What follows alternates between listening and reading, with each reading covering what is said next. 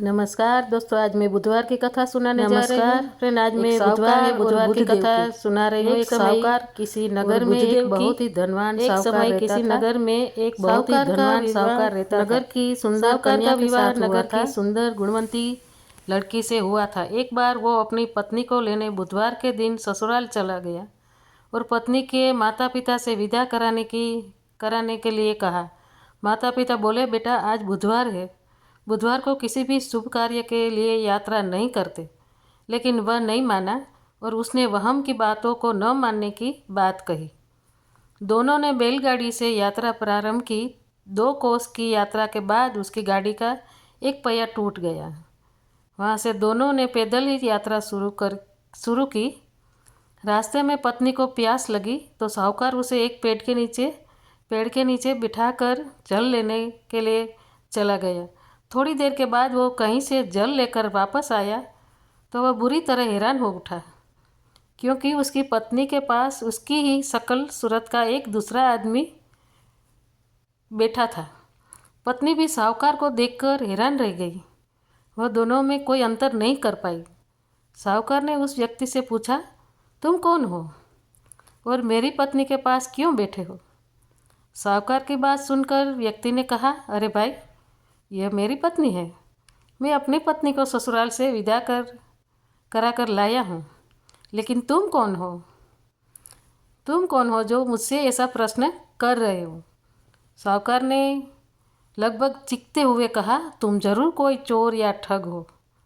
यह मेरी पत्नी है। मैं इसे पेड़ के नीचे बिठाकर जल लेने गया था।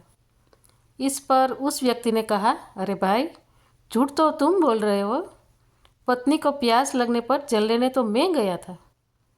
मैं तो जलकर अपनी पत्नी को पिला भी दिया।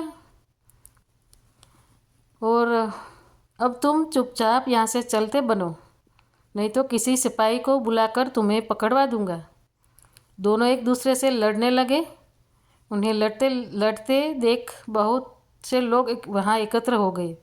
नगर के कुछ सिपाही भी वहाँ आ गए। सिपाही उन दोनों को पकड़कर राजा के पास ले गए।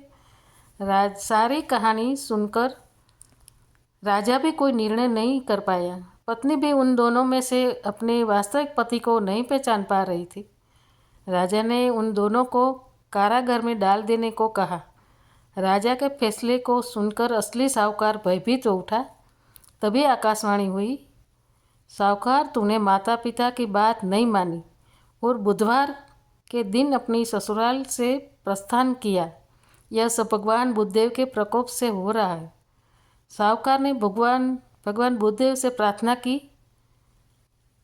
कि हे भगवान बुद्धदेव, मुझे क्षमा कर दीजिए। मुझसे बहुत बड़ी गलती हुई।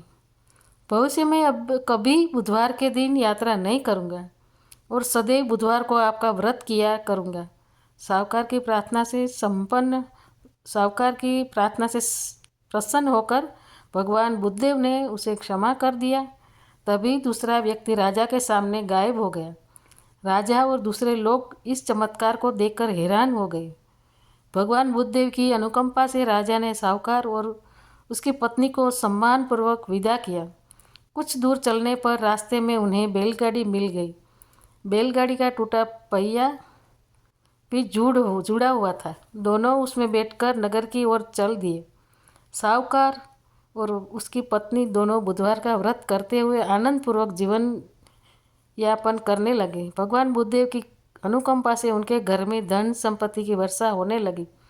जल्दी ही उनके जीवन में खुशियाँ ही खुशियाँ भर गई। बुधवार का व्रत करने से स्त्री पुरुष के जीवन में सभी मंगल कामनाएं पूरी होती है। जय महादेव, जय बुद्धदेव।